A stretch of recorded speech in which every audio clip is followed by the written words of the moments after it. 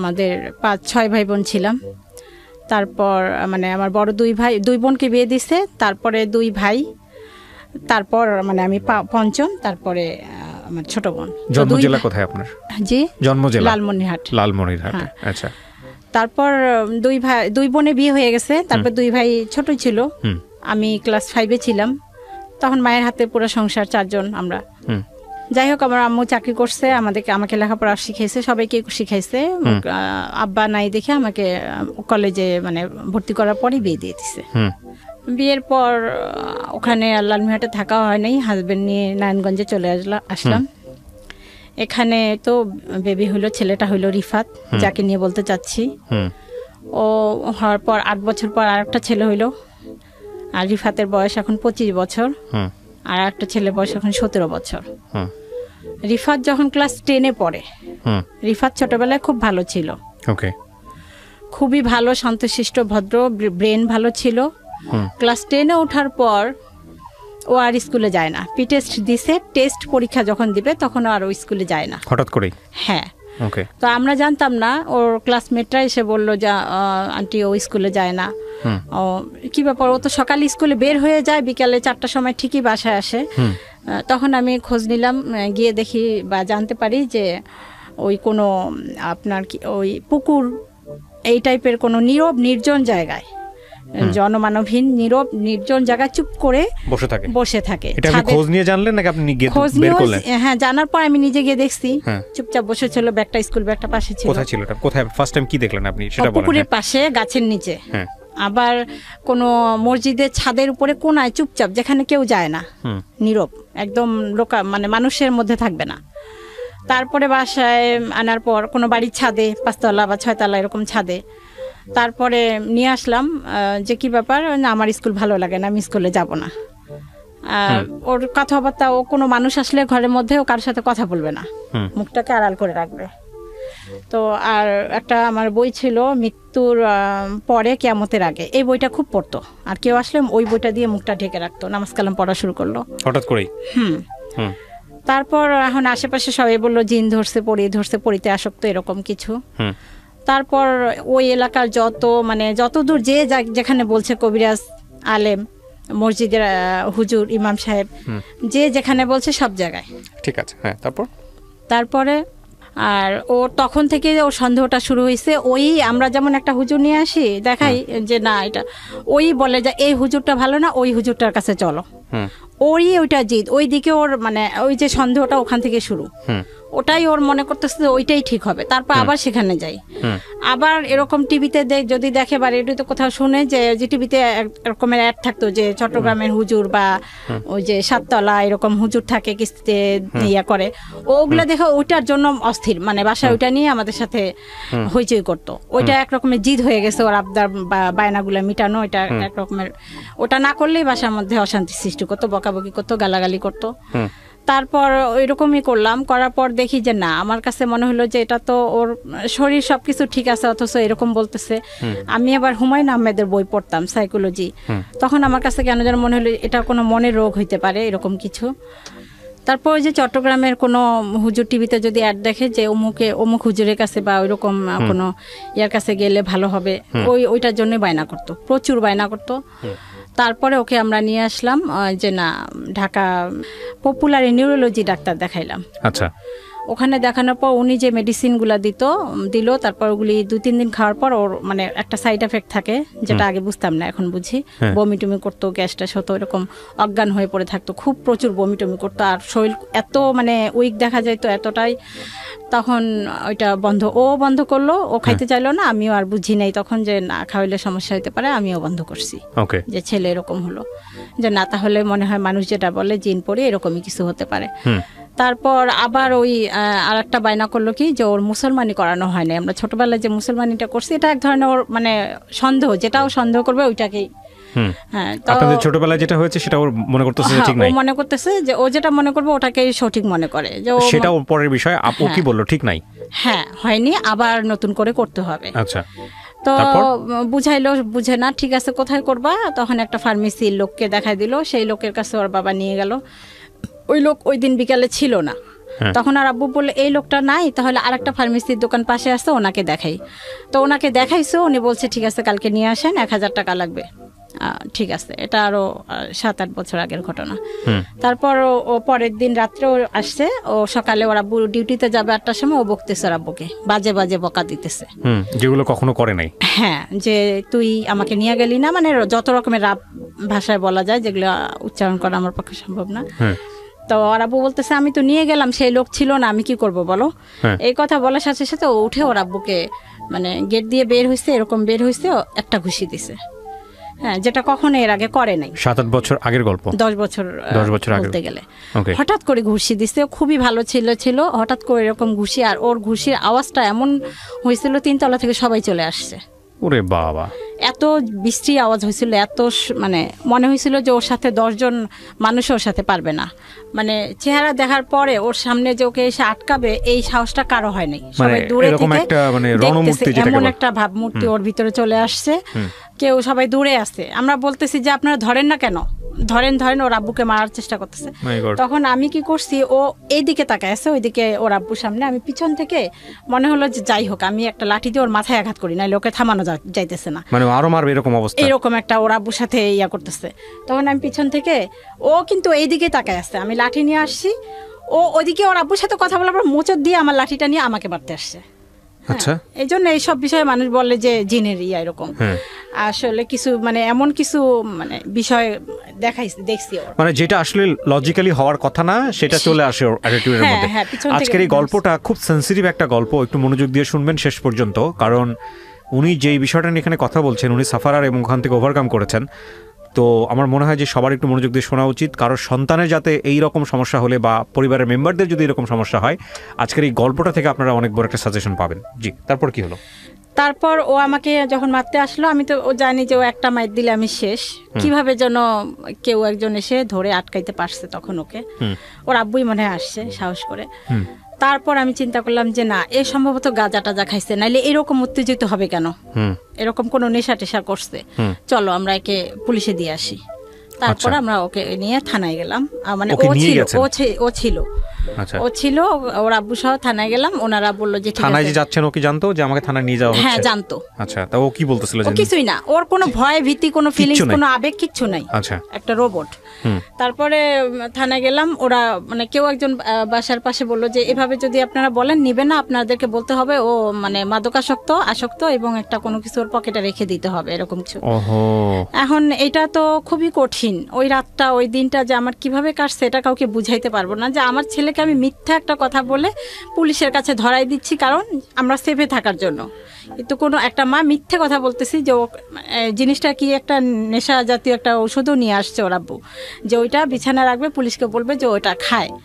সেই রাতটা অনেক কষ্টেই গেছে। যাই হোক, তারপর ছেলেকে ভালো ভালো খাওয়াইছি, কালকে ছেলেকে নিয়ে যাবে পুলিশ এসে।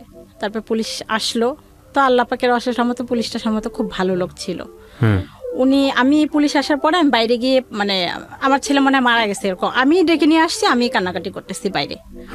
তো পুলিশ এটা শুনছে হয়তো বা, তখন ওর মাকে ডেকে নিয়ে আসেন, আমাকে নিয়ে আসছে, কি ব্যাপার আপনি নিজে গেলেন আবার আপনি কান্নাকাটি করতেছেন? তখন আমি বলে ফেলছি যে স্যার ওর তো এটা জানি না।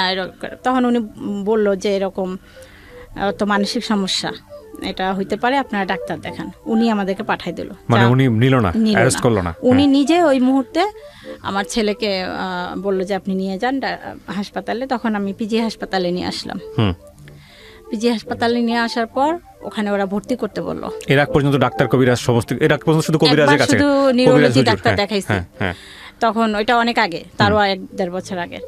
তারপরে মেডিকেলে নিয়ে আসলাম। মেডিকেলে নিয়ে আসার পর ওখানে ওরা 10 দিনের জন্য ভর্তি রাখলো এবং ডাক্তার আমাকে তখন ওরা জানাইলো যে আপনার ছেলের একটা রোগ, এই রোগের নাম সিজোফ্রেনিয়া, মানসিক রোগ, প্যারানয়েড সিজোফ্রেনিয়া। Paranoid schizophrenia. কত বছর আগে এটা জানলেন? জানলেও আমি তখনও বুঝি নাই যে এটা একটা রোগ। আমার কাছে ভাত পানির মতোই মনে হয়েছে, জ্বর কাশি এরকমই মনে হয়েছে। এবং আপনার কাছে মনে হচ্ছে, আপনি তখনও বিশ্বাস করেছেন যে এটা এই রোগ? বুঝি নাই যে এটা এত জটিল একটা কঠিন রোগ না। কিন্তু আপনি যখন আপনাকে বললো যে সিজোফ্রেনিয়া, তখন কি আপনি এটা বিশ্বাস করেছেন যে না এটা সত্যি সিজোফ্রেনিয়া, নাকি আপনি তখনও কবিরাজি সম্পর্কেই তখন আমি জানি না, আমি জানি এটা জ্বরের মতো, কিন্তু আপনার দেখেন দুটো বিষয় এখানে, একটা হচ্ছে যে আমাদের সমাজে এরকম কোনো কিছু হলে প্রাথমিক পর্যায়ে যেটা মানুষ মনে করে জিন ভূতের কোনো ব্যাপার না। আমি বুঝতে পারছি যে এটা একটা মানে রোগ, এটা মনে হচ্ছে। এটা আপনি অ্যাকসেপ্ট করেছেন? এটা আমি বুঝে গেছি। এইটা আমি কেন বারবার জোর দিয়ে জিজ্ঞেস করতেছি, এই অ্যাকসেপ্ট করার ব্যাপারটা খুব ইম্পর্টেন্ট। কারণটা হচ্ছে বিষয়টা কিন্তু যন্ত্রণা, যন্ত্রের একটা সমস্যা হলে না, আমি যদি বলি ধরেন আপনার হাতে একটা মেশিন আছে, মেশিনের কোনো একটা পার্টস নষ্ট হয়ে গেছে, আপনি যাবেন পাঁচটা লাগাবে, সঙ্গে সঙ্গে সার্ভিস দেওয়া শুরু করবে। মানুষের কিন্তু এরকম না। মানুষের যদি জ্বরও হয় সারতে অ্যাটলিস্ট 3 দিন সময় লাগে। আর মানুষের মধ্যে যখন অস্থিরতা কাজ করে তখন কিন্তু মানুষ একটা পথ্য বেছে নেয় না, বিভিন্ন রকম। কেউ যদি বলে ডাক্তার, কেউ বলে যেখানে বলে সেখানে মনে হয় যে গেলে ভালো হবে। আর আমাদের সমাজে সাধারণত এই ধরনের প্রবলেম বৈজ্ঞানিকভাবে সমাধান করতে চায় না কেউ, জিনভূত মনে করেই ওইখানেই পড়ে থাকে। এই জন্যই আমি আপনাকে জিজ্ঞেস করছিলাম যে আপনি মেডিকেল সায়েন্সটা অ্যাকসেপ্ট করেছেন কিনা। এটা আমি প্রথমেই অ্যাকসেপ্ট করছি। ওকে, তারপর যেহেতু আমি ওই যে হুমায়ুন আহমেদের বইগুলো পড়তাম সাইকোলজিক্যাল, প্রথমেই আমি করছি। কিন্তু শুধুমাত্র আমি করলে হবে না, আমার পরিবার ওরা কোনোভাবেই অ্যাকসেপ্ট করেনি। এ পর্যন্ত, এখন পর্যন্ত বলতে গেলে অনেকেই করে নাই। আমার আশেপাশের লোক করে নাই। ওদের কথা অনুযায়ী তখন বলবো কেমন মা, আমরা বলতেছি অমুকের কাছে নিতে, তমুকের কাছে নিতে, এখনো নিচ্ছে না। তখন থেকে আমি আসি যে সাইকোলজি কোনো ডাক্তার যদি দেখি আমি তাহলে দেখাবো। তো যাই হোক, পুলিশকে আবার আমি এখানে একটা কথা আড়াল করতে মানে ভুলে গেছিলাম। পুলিশকে আমি পাশে বারান্দা দিয়ে চুপ করে ডেকে বলছিলাম যে স্যার, ওর না এরকম না, ওর মানসিক রোগ আছে। ওর আব্বুর আড়ালে, ওর আব্বু তো ওইটাই চাচ্ছে যে ওকে দিবে, অ্যারেস্ট করে নিয়ে যাবে। হ্যাঁ দিবে, ওর আব্বু বুঝে না, এখনো বুঝে না। কিন্তু আমি যেহেতু বুঝছি, আমি ওনাকে চুপ করে জানলা দিয়ে ডেকে বলছিলাম, ওর আব্বু ঘরে ছিল। তখন উনি বলে ঠিক আছে আপনি ভিতরে আসেন। আসার পরে উনি তারপরে এই যে পাঠাইলো ওর আব্বুর কাছে বলে। খাওয়া দাওয়া ঘুম এগুলোর মধ্যে কোনো দেখছিলেন ওই সময়টাতে? ঘুম ছিল না, ওই সময়টাতে ঘুমাইতো না, কোনো ঘুম ছিল না। সারা রাত বাইরে যাইতো, ছাদের উপরে চুপ করে বসে থাকতো। আপনার পুকুরে মানে একটা বিল্ডিং এর পিছনে যে নোংরা জায়গাগুলা থাকে, আবর্জনা, মানুষ লোকে ইউরিন করে ত্যাগ করে, ওই রকম জঘন্য জায়গার মধ্যে এভাবে হেলান দিয়ে এভাবে পড়ে থাকতো। রোদ আসতো, বৃষ্টি হয়তো, মানে কোনো অনুভূতি ছিল না ওর ভিতরে যে এখন রোদ হচ্ছে, বা সারাদিন না খাইতো না, এরকম করতো। এরকম একটা অবস্থা। জিজ্ঞেস করেছিলেন যে তুমি কোনো ধরনের কোনো মেয়ের প্রেমে পড়েছো কিনা? সে তোমার কাছে এরকম কিছুই না। জিজ্ঞেস করেছিলেন আপনারা? হ্যাঁ, বহুবার। আচ্ছা, এরকম কোনো কিছু না। আর এগুলা দেখলে ওইগুলা হলে তো আমরা বুঝতামই, তখন তো ফোন টোন ছিল না। তারপরে ডাক্তার কাছে নিয়ে আসার পর ডাক্তার আমাকে বললো, তখনও বুঝছি যে একটা মানসিক রোগ, এটা সেরে যাবে, কিন্তু এটা যে সিজোফ্রেনিয়া জটিল এটাও বুঝি নাই। তখনও বুঝছি যে ঠিক আছে এটা মানসিক রোগ। তো আনার পর ভালো হইলো, অনেকদিন ভালো থাকলো। তখন বললো যে আমি আর স্কুলে পড়বো না, আমি চাকরি করব। উনি বলতেছিলেন? ও বলতেছে যে আমি চাকরি করব। আচ্ছা, ঠিক আছে চাকরি করো। চাকরিতে জয়েন করার 3-4 মাস পর ওখানেও আবার। কোথায় জয়েন করলো? ওই আমাদের নারায়ণগঞ্জেই একটা গার্মেন্টসে চাকরি করলো। ওখানে 2-3 মাস করলো, করার পর ওখানে আবার ওর ভিতরে যে ও চাপ নিতে পারে না, এটা আমি তখনও বুঝতে পারিনি। কোনো চাপ নিতে চায় না বা চাপ নিতে পারে না, সেই ধৈর্যটা ওর নাই। তখন ও ওখানে চোখ বড় বড় করে আর ছাদের উপরে উঠে, এই সূর্য থাম, এই সূর্য তুই ওঠ, আর তো এই দেখ আমি সূর্যকে খাচ্ছি, আমি সূর্যকে এখন গিলে খাবো, এরকম কথা বলতো। ওই যারা ওর অন্যান্য স্টাফ ছিল ওগুলো দেখে মালিকের কাছে বলার পর ওকে না করে দেয় যে এই ধরনের কেন কথা বলে। হ্যাঁ, আর ওই পিএম বা যারা উপরে আছে, আপনাকে তো আমি চিনি, আপনি হযরত মুহাম্মদ সাল্লাল্লাহু আলাইহি ওয়াসাল্লাম আমলের সেই লোক, আপনি তো আবু বকর, হ্যাঁ আসসালামু আলাইকুম বলে পায়ের মধ্যে লুটায় সালাম করতো, এরকম করতো। আর বাসায় যখন নিয়ে আসলাম রাত্রেবেলা, পাগল যেটাকে বলে, মানে পাগলি রাস্তার মধ্যে যেরকম উস্কো খুস্কো, ওই রকম একটা চাদর হেসরাইতে হেসরাইতে যাইতো। আর কি ব্যাপার বাবা, তোমার চাদরটা তুমি সারা রাস্তায় ঝাড়ু দিতে দিতে নিয়ে আসতেছো, এরকম ময়লা হইতেছে, এগুলি পবিত্র মাটি, এগুলি পবিত্র ধুলা, এই জন্য আমি এগুলা সঙ্গে নিয়ে আসতেছি। এরকম তুমি কে, তোমাকে তো আমি চিনতেছি না, তুই কে রে? ওর ভাইকে বলতেছে, ওর বাবাকে বলতেছে তুই কে, আমাকে বলতেছে তো ও তোমাকে আমি চিনতে পারতেছি, তুমি আমাকে জন্ম দিছিলা, এই জন্য তুমি সেই হিসাবে তুমি আমার মা, তুমি আমাকে এই পৃথিবী জন্ম না, তুমি আমাকে এই পৃথিবীতে আনছো, এই জন্য তুমি আমার মা, তা তোমাকে আমি ছাড়বো না, চিন্তা করো না, তোমাকে আমি জান্নাতে নিব। ও নিজেকে খুব মানে বিরাট বুজুর্গ বা পীর এরকম কিছু একটা ভাবতো। দেখেন এরকম কথাবার্তা বললে তো মানুষ এমনিতেই মনে করবে যে ওর সাথে জিন আছে। হ্যাঁ, তারপরে আমরা রান্নাঘরে কাজ করতেছি, ও কেউ গেল এমন ভাবে আসসালামু আলাইকুম বলে, মনে হয় যে জিনেরই কণ্ঠ, এমন একটা মোটা কণ্ঠ, এরকম ভয়ঙ্কর কণ্ঠ শুনে যারা পাশাপাশি আরো থাকি তারা সবাই চলে আসে। সবার জীবনটা অতিষ্ঠ হয়ে গেল না ভিতরে, খুব ভয় থাকা, তটস্থ থাকা। আপনাদের ফ্যামিলি মেম্বারদের কি অবস্থা ছিল এই সময়? ফ্যামিলি মেম্বার বলতে আমি তো অল টাইম ওর সাথে, ওর আব্বু তো সকালে যায়, রাত্রে আসে 11টা। আর ভাই বোন, বাকি ভাই বোনগুলো? ছোট ছেলেটা তখন স্কুলে পড়তো, এই যে এইটা, ওর বাইরের দিকে অত ইয়া নাই। তারপরে এরকম করলো, তারপরে চাকরি চলে গেল নারায়ণগঞ্জে, চাকরি চলে গেল।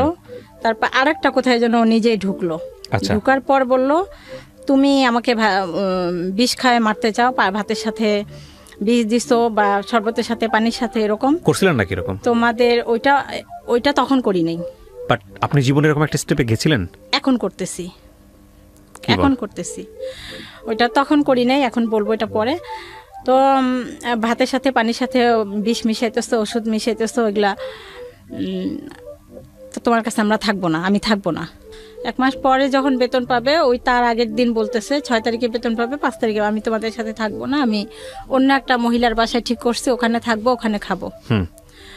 তোমরা আমাকে ভাতের সাথে ওষুধ মিশায় মারতে চাইতেছো, তুমি আমার ক্ষতি করতে চাইতেছো। ভাতের সাথে কি ওষুধ মেশাতেন ওই সময়টাতে? মেডিসিন দিতেন? তখন মিশাইতাম না। আচ্ছা, তখন ওগুলা বুঝতাম না। আচ্ছা। তো আমাকে ক্ষতি করতে চাইতেছো, আমাকে পানি পড়া খাওয়াইছো, ওই যে কবিরাজ এসব পানি পড়া খাওয়া। আমরা তখন বলতাম তোর বাবার কোনো সম্পত্তি আছে নাকি, বা তোর তো কোনো সম্পত্তি নাই, যদি সেই সম্পত্তি থাকতো সেই জন্য আমি হয়তো বা করতাম, কোন কারণে করব বাবা তুমি বলো, বোঝানোর চেষ্টা করতাম। ও কোনো কাউন্সিলিং এর কাজ হতো না।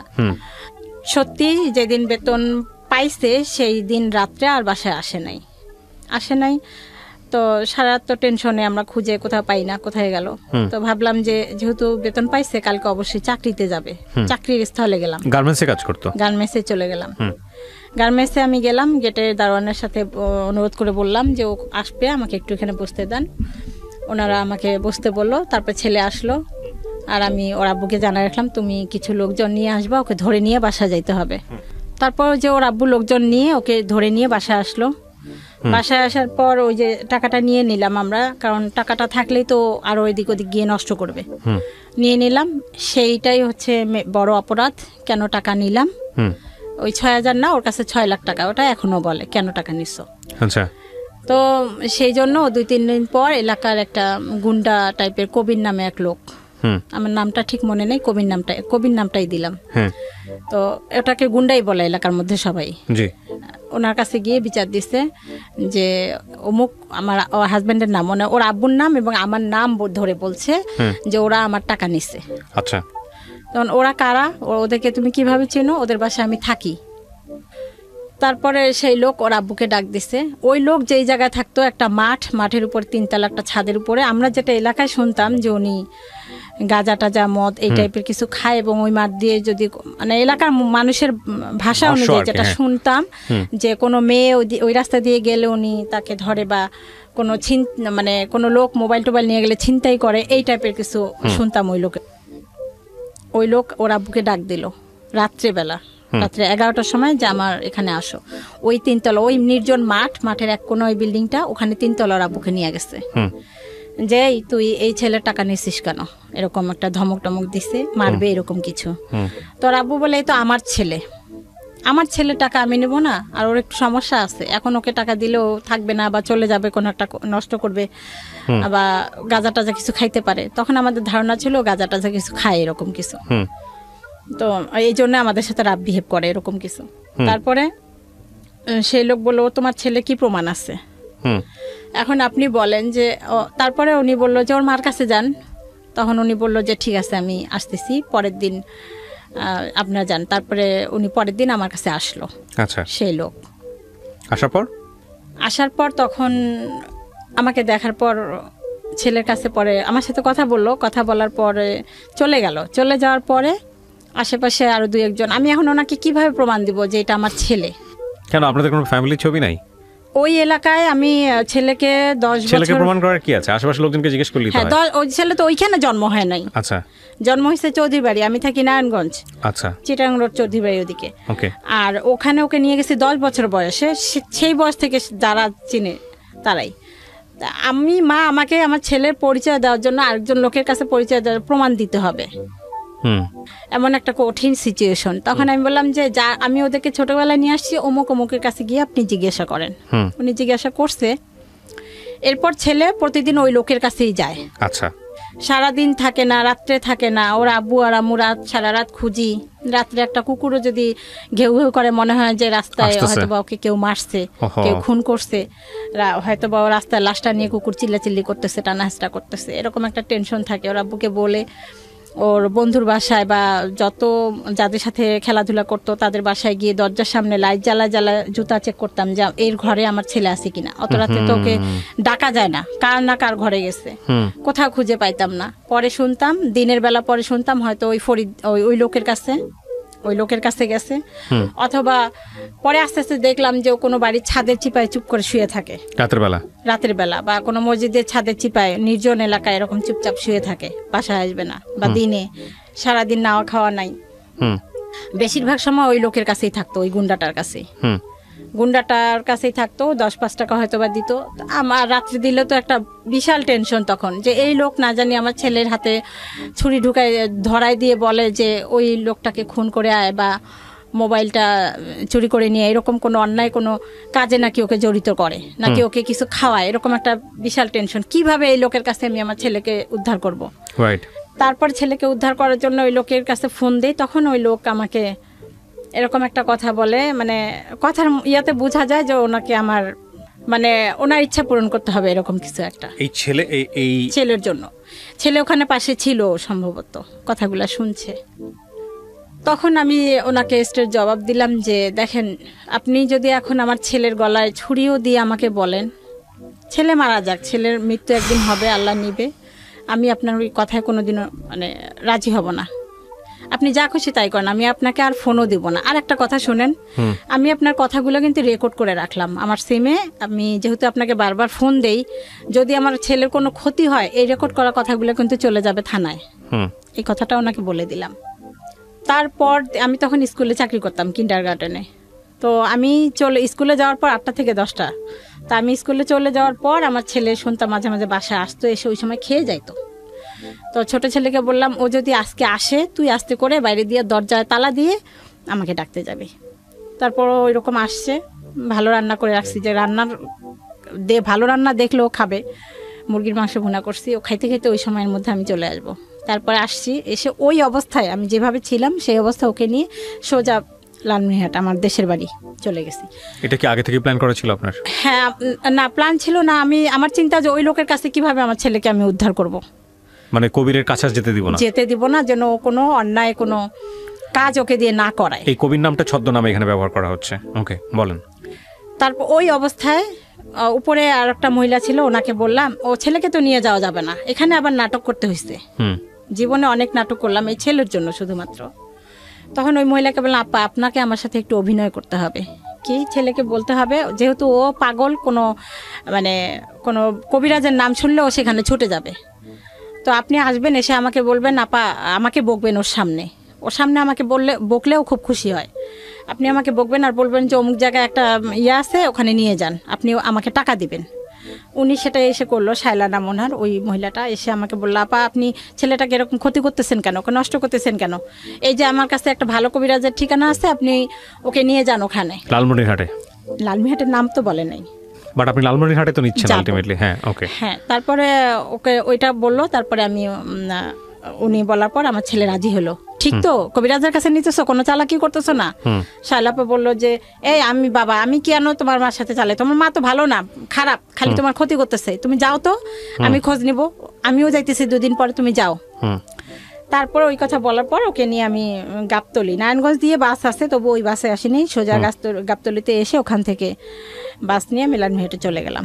চলে গিয়ে ওখানে ওকে রেখে আমি তারপর চলে আসলাম, ব্যাক করলাম আমার ঢাকায় ওকে রেখে। ওকে, আচ্ছা। এখন এখানে পরের দিন আমাকে কবির ফোন করছে, ওই লোক ছদ্মনাম যার নাম দিলাম। হ্যাঁ, আপনার ছেলে কি অবস্থা, এখন যে ফোন দেন না, আপনার ছেলে যে খোঁজ খবর নেন না। তা বললাম, না আপনি তো, উনি এখন এটা জানে না যে আমার ছেলেকে আমি রেখে আসছি, আমার ছেলের খবর নেওয়ার জন্য উনি আমাকে হিসাবে ব্যবহার করছে। তখন আমি বলছি যে আপনি যা খুশি তাই করেন, আমার ছেলেকে আমি আনতে যাব না। তো উনি পায় নাই আমার কাছে, আমি ছেলে আসা ছেড়ে দিয়েছি। ওইরকম ছেলে আমার দরকার নেই, যে আপনার মতো একটা গুন্ডার কাছে গিয়ে থাকতে পারে, আর আপনার মতো গুন্ডা এই ধরনের কথা আমাকে বলতে পারেন। আমি ছেলেকে ছেড়ে দিয়েছি, আপনি যা খুশি তাই করেন। তারপরে অনেকদিন পর, কয়েক মাস পর আমার ছেলেকে নিয়ে আসা হইলো ওইখানে। কার কাছে ছিল? লালমনিরহাটে আমার মায়ের কাছে ছিল। ওর কি ধরে বেঁধে রাখতে হইতো? তখন কোনো মাঝে মাঝে ও ভালো হয়ে যাইতো, অটোমেটিক ভালো হয়ে যাইতো মাঝে মাঝে, খুব নরমাল আচরণ করতো। মা আর একটা বিষয়, ও বাইরের কারোর সাথে কোনো খারাপ কখনো এই পর্যন্ত করেনি। ইন্টারেস্টিং। তারপর হ্যাঁ, অন্যান্য এই সিজোফ্রেনিয়া অন্যান্যরা করে, কিন্তু এর বেলায় সেই জিনিসটা এখন যায় নাই। তারপরে ওখানে মার কাছে রাখার পর মা মনে হয় কবিরাজ দেখাইলো, দেখার পর ওখানে কবিরাজ বলছে ওর সাথে 3টা শয়তান আছে, একটা ভালো শয়তান, একটা খারাপ শয়তান, এরকম নানান কিছু। তারপরে আসলো বাসায়, কিছুদিন ভালো ছিল। তারপরে আবার ঢাকা মেডিকেলে ডাক্তার দেখাইলাম, ওখান থেকে আবার ট্রিটমেন্ট করলাম, করার পরে আবার ভালো হইলো। ও বাসায় আসার পর, লালমিয়া থেকে ঢাকায় আসার পরে আবার অসুস্থ হয়ে গেল, আবার সে আগের মতো। তারপর আবার ইয়াতে ঢাকা পিজি হাসপাতালে নিয়ে ট্রিটমেন্ট করলাম। ট্রিটমেন্ট করার পর আবার সুস্থ হইলো, মানে কিছুদিন ট্রিটমেন্ট করলে ভালো থাকে, আবার কিছুদিন পর ও যখন ভালো হয়ে যায় তখন আর ওষুধ খাইতে চায় না, যে আমি ভালো হয়ে গেছি, আমি ওষুধ খাবো কেন। তারপর আবার একদিন হঠাৎ করে ও বললো আমার বুক জ্বালাপাড়া করে, আমার অস্থিরতা লাগে। তখন ঢাকাতে? লালমিনহাটে। হ্যাঁ, লালমনিরহাটে, সরি এই নারায়ণগঞ্জে। নারায়ণগঞ্জে। তখন আলটিমেটলি আপনার বাসায় থাকে না কবিরের সঙ্গে? হ্যাঁ, চলে আসছে। হ্যাঁ, আর আমরা কবিরের বাসা ওই এলাকা থেকে আরেকটা এলাকায় চলে আসছি, এই জন্য ওই লোকের থেকে দূরে। তারপর আমার বুক জ্বালা পরে, আমার অস্থির লাগে, মানে ঘরে আসে 5 মিনিট বসে, ভালো লাগে না, আবার বাইরে যায়, মনে হয় যে বাইরে গেলে ভালো লাগবে, আবার বাইরে গিয়ে আবার সারা এলাকা টোটো করে ঘুরে, আবার মনে হয় যে না ঘরে গেলে ভালো লাগবে, আবার ঘরে আসে, এরকম অস্থিরতায়। তারপরে লেখাপড়া তো একেবারেই বন্ধ, ক্লাস 10-এ উঠে বন্ধ। তারপরে একদিন ওকে আমি বললাম কি আমার সিমটা বিকাশ করতে হবে, চল তো বাবা যাই, পাশেই দোকান, 2 মিনিটের রাস্তা। ওকে নিয়ে গেছি, আর ওই ছবিটা নিতে মনে নেই, বাবা তুমি ছবিটা নিয়ে আসো, এমনি নর্মাল, কিন্তু ওই যন্ত্রণার কথাগুলো বলে। আমি বিভিন্ন রকমের ফার্মেসি থেকে ফাইল টাইল এটা সেটা আইনা খাওয়াই, যে গ্যাস্ট্রিকের কারণে হইতে পারে, এরকম গ্যাস্ট্রিকের ফাইল বা গ্যাস্ট্রিকের ওষুধ আইনা খাওয়াইতেছি, কোনো কমতেছে না, এরকম সবসময় বলতেছে আমার কেন জানি বুকে জ্বালা পড়া লাগে। তো ও এরকম বলতেছে যে বুক জ্বালা পড়া করে অস্থিরতা লাগে, এর মধ্যেই চলাফেরা করতেছে, খাচ্ছে, ঘুমাচ্ছে। তো আমি তো ওই যে ডাক্তার ফার্মেসি থেকে ওষুধ এনে খাওয়াচ্ছি, যে বুক জ্বালা পড়া করে কিসের। তারপরে একবার হাসপাতালেও নিয়ে গেলাম ডাক্তারের কাছে, যে এটা ফিজিক্যালি কোনো সমস্যা হইতে পারে। সেখান থেকেও গ্যাস্ট্রিক ওষুধ দিল, পেট ব্যথার ওষুধ দিল, কিছু হচ্ছে না। ওই নর্মালভাবেই চলাফেরা করে, কিন্তু ওই কথাগুলো বলে আমার ভালো লাগে না, অস্থির লাগে, আমার কেমন জানি লাগে, অস্থির। তারপরে আমি ওকে নিয়ে যখন সিমের দোকানে গেলাম, ও বললো যে ছবি লাগবে, ছবি নিতে বাসায় আসছে। আসার পরে ও গোসল করেই 3 তলায় ছাদের উপর উঠে লাফ দিছে সুইসাইড করার জন্য। লাফ দিয়ে দিয়েছে? বুঝলেন কিভাবে আপনারা? আমি তো দোকানে, আশেপাশের লোকেরা বুঝছে, তারা চলে আসছে, আর আমি দেখলাম যে ছেলে এখন আসতেছে না কেন, তখন আমি বাসায় আসার জন্য পা বাড়াইছি।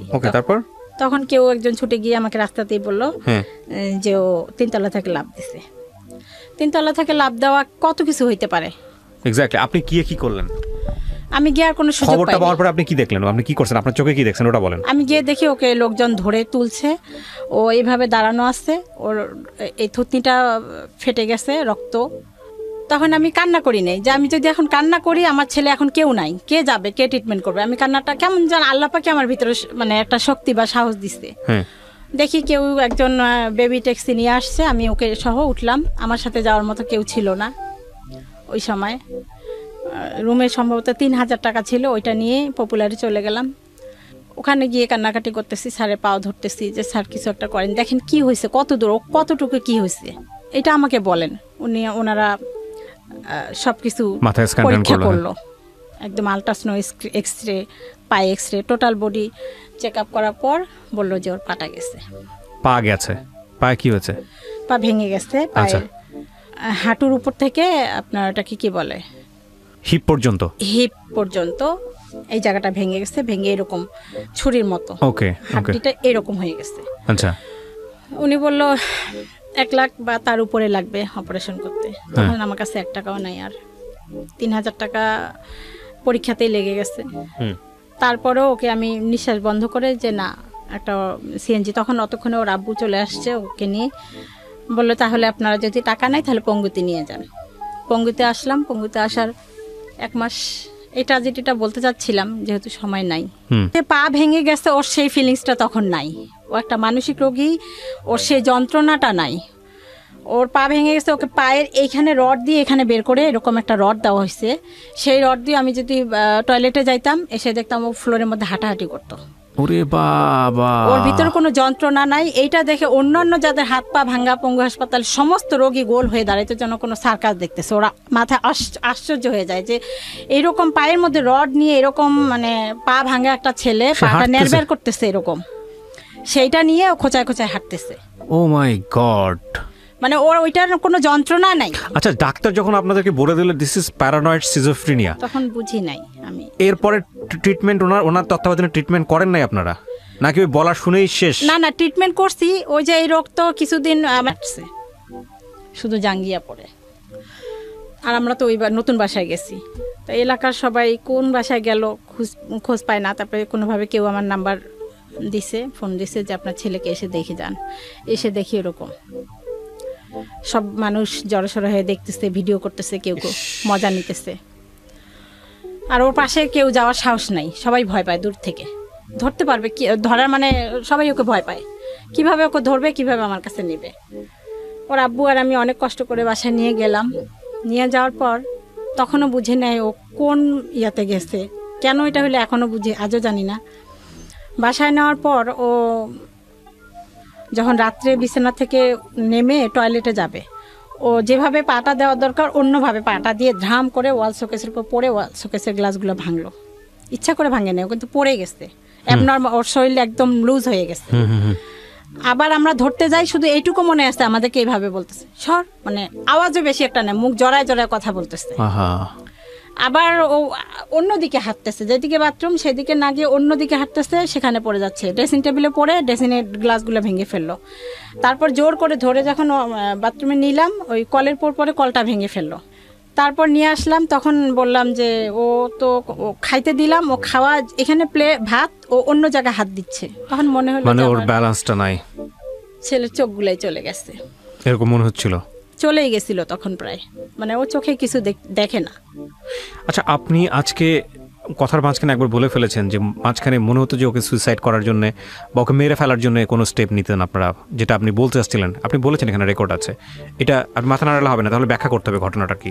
হ্যাঁ, আমি যেটা বলছিলাম, ও যখন বলতো যে তোমরা আমাকে বিষ খায় মারার চেষ্টা করতেছো, সেই বিষটা কি, আচ্ছা, সেইটা ও যেটা সন্দেহ করছে সেই সন্দেহটা এখনো আছে, সেটা এখন করতেছি। সেটা বিষ না, সেটা ঔষধ।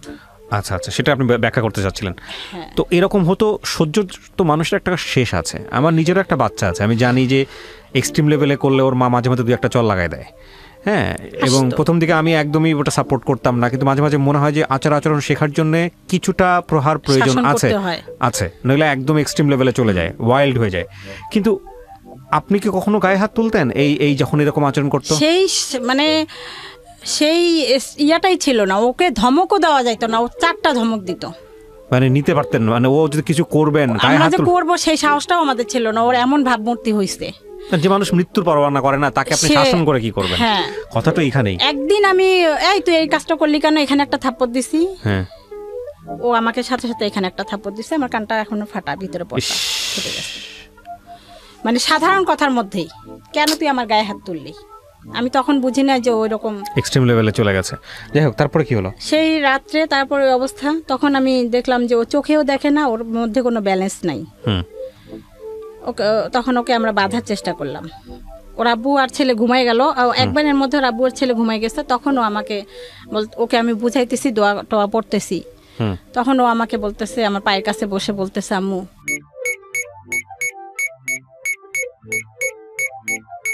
প্রিয় দর্শক এবং শ্রোতা, আপনারা এটা খুব এক্সট্রিম লেভেলের একটা ব্যাপার, যেটা আসলে ইট ক্যান বি এক্সপ্লেইন। আমি আজকে এই গল্পটাকে এভাবে আপনাদের সামনে উপস্থাপন করছি এই কারণে যে এগুলো আসলে আমাদের গণমাধ্যমে সেভাবে আসে না, বা এগুলো নিয়ে তেমন কথাবার্তাও হয় না। আমাদের মেইন স্ট্রিম গণমাধ্যম বলি বা যাই বলি না কেন, সেই জায়গাগুলোতে আমরা আসলে মোটা দাগে যেসব জিনিস নিয়ে ব্যস্ত থাকি, সেই সব জায়গার চেয়েও যে আরও অনেক গুরুত্বপূর্ণ বিষয় অনেকভাবে আসতে পারে, সেই জায়গাটিকে আমি বরাবরের মতো আমার রেডিও ক্যারিয়ারে খুব সিরিয়াসলি দেখানোর চেষ্টা করেছি। সেরকম একটা গল্প এটা, যে কারণে আমি কোনো বিষয়ে আপনাদেরকে মানে বুঝতে বাকি থাকে এরকম কোনোভাবে উপস্থাপন করছি না। আমি শুধু দেখানোর চেষ্টা করছি যেটাকে উনি প্যারানয়েড সিজোফ্রেনিয়া বলছেন বা জাতীয় রোগ বলছেন, সেটা হলে একটা মানুষ, পরিবারের একটা রক্তের বন্ধনের মানুষ, সে কি পরিমাণ অমানুষ হয়ে যেতে পারে বা কি পরিমাণ ওয়াইল্ড হয়ে যেতে পারে, কি পরিমাণ তাকে কন্ট্রোললেস অবস্থায় আপনারা চিন্তা করতে পারেন, সেই অবস্থা বোঝানোর জন্য আমি গল্পটা এভাবে উপস্থাপন করছি।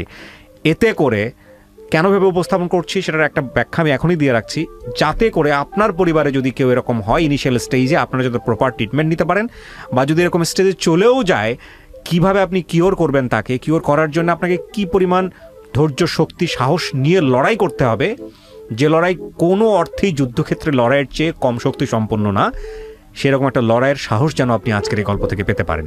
So this is a very important story. বলেন তারপর। তখন দেখলাম যে ওর চোখটাও চলে গেছে, ও নড়তেও পারতেছে না। তখন ওকে আমি শিকল দিয়ে বেঁধে রাখলাম এবং তখন আমি নেটে সার্চ দিলাম যে এই 4টা ওষুধ ওকে খাওয়াচ্ছি, এগুলো আসলে কি। তখন আমি নেট ইউজ করা শুরু করছি মাত্র, তার আগে এতদিন করি নেই। ওর ওই রোগের কারণে ওই যে পা ভাঙলো, ও তখন আমি নেটে মানে সবাই রক্ত আমি পাচ্ছিলাম না, ওর পা যখন ভাঙলো কেউ রক্ত কোথাও পাচ্ছিলাম না। অন্য বেডে সবাই দেখি ফেসবুকে ছাড়তেছে রক্ত দিচ্ছে, তখন আমার হলো যে না, আমিও ফেসবুক ইউজ করবো, এরকম সমস্যায় পড়লে যেন রক্তটা করতে পারি। তারপর আমি নেটে সার্চ দিয়ে দেখলাম যে একটা ওষুধ আসতো, ওইটা যদি বেশি খাওয়ানো হয়ে যায় তাহলে চোখের জ্যোতি চলে যেতে পারে, সেই রকম হতে মানে দুর্বল হয়ে যায়, কোনো শক্তি থাকে না শরীরের। তো দেখলাম সেই ওষুধটা ও দিনে 4 বার করে খাচ্ছে, ও নিজেই খাচ্ছে, ও তো আমাদের কথার মধ্যে থাকে না, নিজেই হড়হড় করে খাচ্ছে। সাথে সাথে ওষুধগুলো সরাই ফেললাম, সব ওষুধ খাওয়া নিয়ে বন্ধ করলাম। কিছুদিন পর স্বাভাবিক হওয়ার পর ওই ইঞ্জেকশনটা শুধু দিতাম, মাসে 21 দিন পর একটা ইঞ্জেকশন হয়, সেটা দিতাম। ওষুধ আর খাইতেও চায় না, ও কোনোভাবেই খাইতে চায় না। 20 সাল এসে সব থেকে মারাত্মক, সব থেকে ভয়ঙ্কর যে কাজগুলো হয়, যেগুলো সহ্য করার মতো না, সেই কাজগুলো 20 সালে এসে ঘটানো শুরু করলো। মার্চ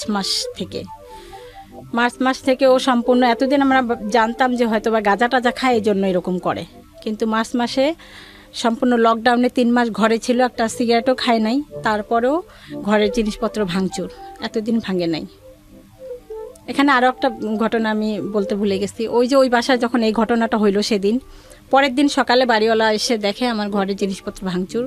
তখন উনি ভাবলো যে নিশ্চয় ছেলেটা ভালো না, এই যে অসুখ এটা বুঝে নেই, আবার শিকলে বাধা, আপনি আজকে এই বাসা ছেড়ে চলে যান, আপনি কেন আসছেন, বা ছেলের এই রোগ আছে আপনি কেন গোপন করছেন, ছেলে তো গাঁজা টাজা খায়, আজকে এই মুহূর্তে বাসা ছেড়ে চলে যান। এখন ওই ছেলেকে আমি সামলাবো নাকি ওর টেক কেয়ার করবো, নাকি আমি বাসা খুঁজতে যাব, না জিনিসপত্র গোছাবো, এরকম একটা কঠিন পরিস্থিতি। ওটাকে অনুরোধ করলাম যে আমাকে একটু সময় দেন, উনি মানলো না, আজকেই চলে যান। পাশে কে যেন পরিচিত একজন ছিল, সে বলল যে না, এরকম ছেলেটার এরকম সমস্যা। ও তারপর 2-3 দিন পর যেটা হয়েছে, ও রুমে থাকতে চায় না, শিকল খুলে দেওয়া হলো, যখন একটু স্বাভাবিক হইলো, কিন্তু একটু ভালো হয়, কিছুক্ষণ পর আবার অ্যাবনর্মাল হয়ে যায়। ওই পাশে অন্য কারো বাসায় গিয়ে খাবারের যে ডুলি থাকে, রুমে ঢুকে খাবার ডুলি থেকে ভাত বের করে নিয়ে খায়। ওর ধারণা ওইটা আমাদেরই ঘর, কিন্তু ওই যারা ওই বাড়ির লোক তারা মনে করছে যে ও কোনো মানে কি বলে ওগুলাকে, ছিনতাইকারী বা কোনো কিছু হইতে পারে, মানে চুরি টুরি করে যেগুলি, ওরকম কিছু চোর টোর হইতে পারে। ওকে ধরে মারধর শুরু করছে। তারপরে পাশে একটা পরিচিত লোক, ও আরই ওকে মারতেছে কেন, ওর তো সমস্যা আছে, উনি বুঝছে, যার যে পরিচিত লোকের চোখে, তখন ওই লোকে ওকে ছুটায় আমাদের বাসায় নিয়ে দিয়ে আসছে। ওকে আমরা আটকায় রাখতে কোনোভাবেই পারি না। তারপর 20 সালে এসে যে এরকম মারাত্মক অবস্থা, ভাঙচুর করে, আমাকে বলে তোকে বটি দিয়ে টুকরা টুকরা করে মেরে ফেলবো, মানে খুব ভায়োলেন্ট, খুবই মানে অস্বাভাবিক আচরণ হয়ে গেছে। আমার ওর আব্বুকে মারতে চায় ছুরি দিয়ে, কোনোভাবে ওষুধ খাবে না, অনেক কষ্টে মানে হাসপাতালও আসবে না, ওষুধও খাবে না। অনেক কষ্টে যখন হাসপাতালে নিয়ে আসলাম যে স্যার ওকে ভর্তি করেন, ও বাসায় মারামারি করে, আমার ছেলেকে মারছে, রক্তাক্ত অবস্থা, তাও আরো মারতেছে, গলা টিপি ধরছে, রক্ত পড়তেছে, মাথা ফেটে গেছে, ছোট ছেলেকে মারছে। ওর আব্বুকেও মারধর করে, আমাকেও মারতে আসতে চায়। টিভিটা নিয়ে একদম ছুঁড়ে আমার দিকে ফেলতে গেল, আমার মাথার উপরে টিভিটা নিচে পড়ে গেল। মোবাইল ইচ্ছা মতো বেশ কয়েকটা মোবাইল ভেঙে ফেলছে। এত উদ্ধত, এত মানে এখন আর কোনোভাবে কন্ট্রোল করা যায় না। 20 সালে এসে কোনোভাবেই আর ওকে কন্ট্রোল করতে পারতেছি না, চূড়ান্ত পর্যায়ে চলে গেছে। ওকে প্রিয় শ্রোতা, ছোট্ট একটা বিরতি নেবার আগে আপনাদের সবার জন্য বলছি, ঢাকা এফএম এর আরও একটি ইউটিউব চ্যানেল যেখানে আপনারা আমাদের এই অনুষ্ঠানগুলোর ভিডিও কন্টেন্ট দেখতে পাবেন। আপনারা সবাই চ্যানেলটি সাবস্ক্রাইব করুন। আমাদের চ্যানেলটির ঠিকানা হচ্ছে www.youtube.com/ilovedhakafm। আমার এই অনুষ্ঠানগুলোতে যদি আপনি অংশগ্রহণ করতে চান, আমাদেরকে ফোন করবেন। আমাদের ফোন নাম্বারটি হচ্ছে 09611904904। আমি আবারও বলছি 09611904904। ওকে, ছোট্ট একটা বিরতি। জীবন গল্প।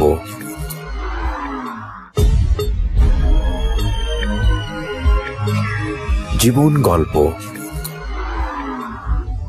Welcome back once again. প্রিয় শ্রোতা, আপনারা শুনছেন জীবন গল্প। আমি আরজি কিবরিয়া আপনার সঙ্গে রয়েছি। আমার এই অনুষ্ঠানগুলোতে যদি আপনি অংশগ্রহণ করতে চান, আমাদেরকে ফোন করবেন। আমাদের ফোন নাম্বারটি হচ্ছে 09611904904। আমি আবারও বলছি 09611904904। ওকে, আমরা যেখানটায় ছিলাম তারপর হাসপাতালে নিয়ে আসলাম, মানসিক হাসপাতালে, অনেক কষ্টে। তখন ও ভর্তি হবে না, ভর্তির কাগজ স্যার লিখে দিছে, ভর্তি হয়ে আরেকটা রুমে যাব। ও চলে আসছে ওখান থেকে, আমাকে রেখে ও একাই চলে আসছে বাসায়। এরকম করে একটা মাসে 4 বার এই মানসিক হাসপাতালে আসা হয়েছে। আচ্ছা। আর কোনো বাসেও আসবে না, রিজার্ভ সিএনজি বা এরকম কিছু। এই মুহূর্তে এসে ওর আব্বুরও চাকরি চলে গেছে। আমি আমার প্রাইভেট টিউশনি কিছু করতাম, সেগুলো বলতে গেলে স্কুল বন্ধ থেকে বাদ। আমরা একেবারেই বলতে গেলে পথে নেমে গেছি।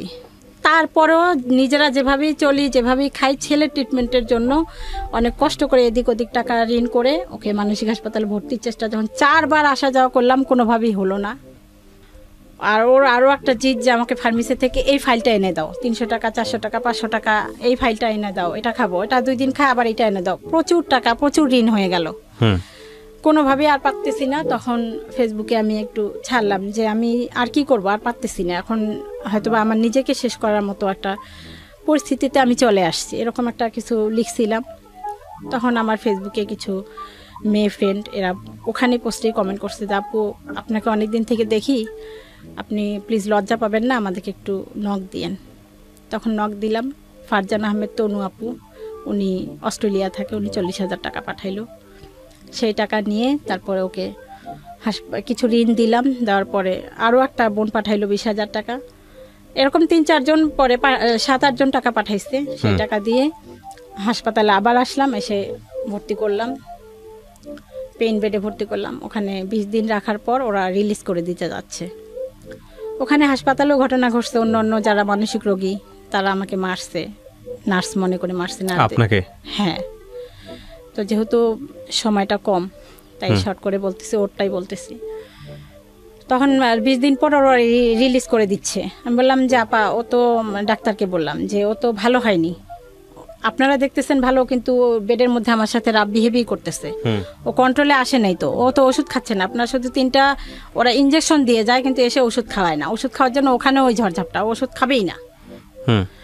ওর বাসাতে তখন এই যে লাস্ট এই যে এই আসে, তুমি পানির মধ্যে আমি ওষুধ মিশাইছি, ভাতের মধ্যে ওষুধ মিশাইছি, পাতিল ভরা ভাত সব বাইরে ফেলে দিত, পাতিল ভরা মাংসের তরকারি সব বাইরে ফেলে দিত। মানে তখন ওষুধ মিশিয়ে মিশিয়ে খাওয়াতেন না? তখন খাওয়াই নেই। আচ্ছা, তখনও খাওয়াইনি, তখন ওইটাও বুঝিনি, ফেলে দিত ওর সন্দেহ। আর এতগুলা ভাত আমরা সবাই খাবো, সেটা কিভাবে আমি ওষুধ মিশাবো? রাইট। দেখা যায় আমি রান্না করছি, দুপুরে একটু পরে খাবো, ও তার আগে খাইতে গেছে, খাওয়ার পরে বলতেছে তুই ভাতের সাথে ওষুধ মিশাইছিস কেন, বলে সব ভাত ফালাই দিচ্ছে। এত অত্যাচার করার পর ওর গায়ে হাত তুলতেন না আপনারা? এটা আমি ইয়া নাই, ও মানে স্কোপ নাই ওকে একটা তুই ধমক দিয়ে কথা বলার স্কোপ নাই, এখনো নাই। এখন যে কন্ট্রোলে আসছে আলহামদুলিল্লাহ, এখনো নাই। যদি কখনো আবার আপনার কাছে আসতে পারি, ওকে নিয়ে দেখবেন একটা কোনো রকমের রাগ হয়ে কোনো কথা ওর সামনে বলা যাবে না, এখনো না। এখন আমাদেরকে মানে মানে খুব নম হয়ে থাকতে হয় ওর সামনে, খুব নীরব, খুব সাইলেন্ট এখনো। কিন্তু ডাক্তার তো আপনাদের কোনো না কোনো সাজেস্ট করেছিল, কোনো না কোনো কিছু বলেছিল, কিছু কি বলেছিল? ওষুধটা নিয়মিত খাওয়াই যাবেন, লং টাইম আজীবন ট্রিটমেন্ট করতে হইতে পারে। ওষুধ খাওয়ার পরেও মাঝে মাঝে এরকম উত্তেজিত হইতে পারে, হবে। আর ওর সাথে ওর চাহিদাগুলো মানে ওর মতে মতে থাকার চেষ্টা করবেন। ওর মতে মতে থাকা মানেই টাকার খেলা, ও কোনো ড্রাগ নেয় পরবর্তীতে কি আইডেন্টিফাই করলেন? না না, ড্রাগ নেয় না। আচ্ছা। মানসিক হাসপাতালে যখন রাখলাম 20 দিন পর, তারপরে ওনারা রিলিজ করে দিল। 2-1 দিন আমি, দোষ হচ্ছে যে 2-1 দিন আমি বাসায় চলে আসছিলাম, ওরা গার্জিয়ান রাখতে বলে। ও বাইরে কারো মানে অন্য বেডের কারো কোনো ক্ষতি করে না, তারপরও গার্জিয়ান চলে গেল কেন? আমাকে বাসা সামলাইতে হবে, আমার টিউশনি ছিল, ওই জন্য রিলিজ করে দিল। নিয়ে আসার 7টা দিনও ভালো থাকলো না। তখন অন্য আমি এখন কি করব, আমাকে ভিখারি হইতেই হবে, কোনো উপায় নেই। আমি আবার ফেসবুকে কিছু ফ্রেন্ডদেরকে নক দিলাম, ওরা সাথে সাথেই বললো যে আপনি যে বলছেন এটাই বিশাল। ওনারা কেউ 10,000, কেউ 15,000 এরকম টাকা পাঠাইলো। ওই টাকা দিয়ে আমি রিহ্যাবিলিটেশন সেন্টারে রাখলাম। অনেকেই বললো যে ও গাঁজা খায়, বা ওই সেন্টারে মানসিক রোগেরও ট্রিটমেন্ট হয়, প্লাস মাদকাসক্ত, দুইটাই হয়। ওখানে তখন রাখলাম। ওখানে 3 মাসের কোর্স একটা, সবাই বলে যে ওখানে গেলে ভালো হবে। ওখান থেকে ফিরে আসার 4-5 দিন ভালো ছিল। ওখানে ওদের সামনে সম্পূর্ণ ভালো, আপনি কথা বলবেন, আপনার বাইরে মানুষের সবার সাথে খুব ভালো, শুধু বাসায় আমাদের সাথে, মানে বাবা মা আর শত্রু, ওর মা শত্রু, বাসায় আমাদের সাথে ভালো না। ওখানে ওরা বলে ও তো ওষুধ খাচ্ছে এখন, নিজের থেকে নিজে খায়, আর সমস্যা নেই, নিয়ে যান। নিয়ে আসলাম। আর এতগুলা টাকা দিয়ে খরচ করে বারবার তো আমাদের রাখা সম্ভব না। নিয়ে আসার পরে 4-5 দিন ভালো ছিল, তারপরে আবার সেই রাব বিহেভ। এখন আমি চিন্তা করলাম যে আর রিহাবে ওই একই ওষুধই 3 বেলা খাওয়ায়, মানসিক হাসপাতালে ওষুধই 3 বেলা খায়, একটা জায়গা আটকায় রাখে। আমি আমার ঘরকেই রিহ্যাবিলিটেশন সেন্টার বানাবো। আমি আপনাকে কিছু কোশ্চেন করি, হ্যাঁ, আপনি আমার কোশ্চেনের অ্যান্সারগুলো দেন, তাহলে আপনার গল্পের একটা জায়গায় আমরা আসতে পারবো। কত সালে প্রথমে এই রোগটা ধরা পড়ে ওর? আমার এটা 12 সালে, মেবি 2012 সালের দিকে। আজকে হচ্ছে 21 সাল, 9 বছরের গল্প আপনার। 9 বছরের গল্প 1 ঘন্টায় তুলে নিয়ে আসা সম্ভব না, প্রথম কথা হচ্ছে এটা। এবং 9 বছরের গল্পের আপনি যদি একটা দিনের অনুভূতি বর্ণনা করেন, এটা আপনার ঘন্টার পর ঘন্টা লাগবে, এটাও আমি জানি। এখন আমি যেটা বুঝতে পারছি যে ও সাময়িক সুস্থ অবস্থার মধ্যে আছে। ওর বয়স কত হয়েছে এখন আনুমানিক? 25 বছর। 25 বছর। ওর কি বিয়ে শাদী দেওয়ার চেষ্টা করেছেন? এখন করতেছি। এখন করতেছেন। সমস্ত কিছু জানিয়ে যখন আপনারা যান, স্টেপ নেন, তখন কি হয়? বিয়ের জন্য আপনারা কিভাবে স্টেপ নেন? লাইক পাত্রীপক্ষকে সমস্ত কিছু জানান, ওর ব্যাপারে জানিয়ে তারপরে স্টেপ নেন? হ্যাঁ, ও রাজি? এটাই বলছি যে ও এখন মোটামুটি স্বাভাবিক পর্যায়ে আছে। তো আমি এমন একটা মেয়ে চাই যে মেয়েটা খেতে পারে না, এরকম যেই ঘটক তাকে বলছি যে এমন একটা অসহায় মেয়ে আমাকে এনে দেন, যে এসে যদি অনেক মেয়ে আছে যারা খেতেই পারে না, পরিবারে মা বাবা বা অন্য জায়গায় বিয়েটি হয়ে গেছে, মানুষের বাসায় কাজ করে খাইতেছে, এরকম অনাথ নিয়ে আসেন, বা লেখাপড়া জানে না, আমি তাকে বাংলাটা শিখাবো, আরবিটা শিখাবো, তৈরি করে নিব আমার মতো। অন্ততপক্ষে যেন এটা ওর জন্য সোয়াব হয়, ওর জন্য ভালো হয়, আমার সোয়াব হবে। আমি তো আছি, আমার তো একটা মেয়ে নাই, মেয়েও লাগে। কিন্তু এখানে কথা হচ্ছে যে এরকম ফ্যামিলিতেও গেছে, তারাও নেয় না, আপনি সেটা বললেন। বাট আমি জানি না আপনার এই উদ্দেশ্য জায়গাটা, আমি জানি না আল্লাহ কার কপালে কি লিখে রেখেছেন। বাট আমি মনে করি এইভাবে চিন্তা না করে বরং অ্যাকসেপ্টেন্সের জায়গা থেকে নর্মালি ট্রাই করা উচিত। আপনার মনে হতে পারে যে একটা মেয়ে যে আসলে অনেক বেশি ঠেকা অনেক দিক থেকে, সে অন্তত এরকম একটা ছেলেকে মেনে নেবে, বিষয়টা এরকম না। বিষয়টা আসলেই এরকম না। বরং আপনি ফাইন্ড আউট করেন এরকম পরিবার, যে পরিবারে অন্তত এই রোগটা সম্পর্কে জানে, বা যারা অন্তত কোনো না কোনো স্টেজে সাফার করে গেছে, তারা রিলাই করতে পারবে। তো আমি নিঃসন্দেহে এটা একটা ভয়ঙ্কর রকমের যুদ্ধ। আমি গল্পের শেষে এসে কী মন্তব্য করবো আমি খুঁজে পাচ্ছি না। তবে কেউ যদি আপনাদের এই গল্প শুনে আপনার সঙ্গে কন্ট্যাক্ট করতে চায়, আপনি যদি তাকে অ্যাকসেপ্ট করেন, তাহলে লিবারেলি আমরা যেটা বলেছি অনুষ্ঠানের শুরুতে, আমরা সেই কাজটা করব, আমরা যোগাযোগ করিয়ে দিব। আর আমি আপনার সমস্ত কিছু এখানে পরিচয় গোপন রেখে, সমস্ত কিছু গোপন রেখে আমি এখানে উপস্থাপন করেছি। আমি চাই না কোনোভাবে আপনার সামাজিকতা ক্ষতিগ্রস্ত হোক। এবং মা হিসেবে আপনি যে কথাগুলো এখানে বলেছেন আপনার সন্তানকে নিয়ে, সেটা প্রশ্নাতীতভাবেই আমরা বিশ্বাস করব, কারণ মা তো মাই। বাকিটুকু আপনি জানেন কতটুকু সত্য, কতটুকু মিথ্যা। তবে আপনি যে ব্যাপারটা বলেছেন যে প্যারানয়েড সিজোফ্রেনিয়া, এটা যদি কেউ গুগলে সার্চ করে, ইউটিউবে সার্চ করে, তাহলে খুব ভালো করে ধারণা পাবে যে আসলে কি হয় এটা হলে।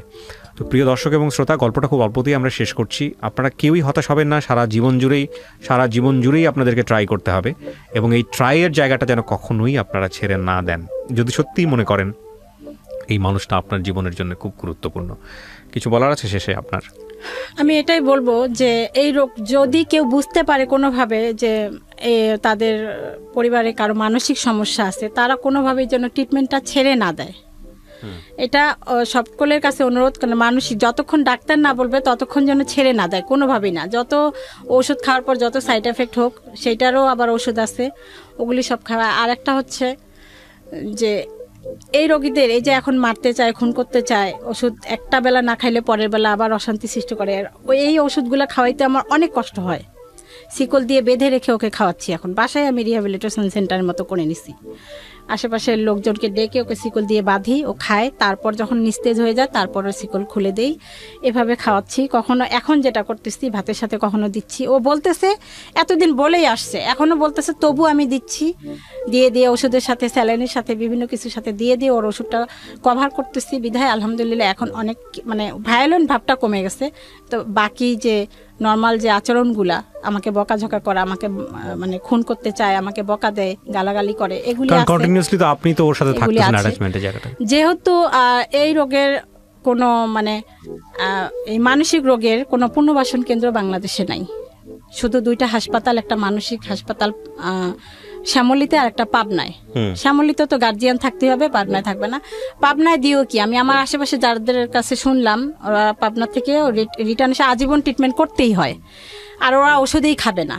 তাই সরকারের কাছে, মাননীয় প্রধানমন্ত্রীর কাছে আমার আকুল আবেদন, অনুরোধ যে এই ধরনের রোগীদের বাসস্থানের জন্য যেন একটা পুনর্বাসন কেন্দ্রের ব্যবস্থা করে। তাহলে আমার মতো এরকম অনেক মানে পরিবার আছে, তারা একটু স্বস্তি পাবে। কেউই চায় না যে পাকা রাস্তার মাঝখানে দাঁড়ায় থাকতে, যে এইখানে বাস আসতে পারে, ট্রাক আসতে পারে, সবসময় একটা আতঙ্কের মধ্যে থাকতে হয় ওকে নিয়ে, কখনো কোন কাজটা করে বসবে। একটু সময় বের করে আজকে আপনার কাছে আসছি, এর মধ্যে বারবার ফোন দিচ্ছি এবং ও ফোন দিচ্ছে, এটা আমার ভিতরে অনেক একটা টেনশন, না জানি কি করতেছে। আজকে ডাবল ওষুধ খাওয়াই আসছি এই জন্য, যেন কোনো কিছু না করে।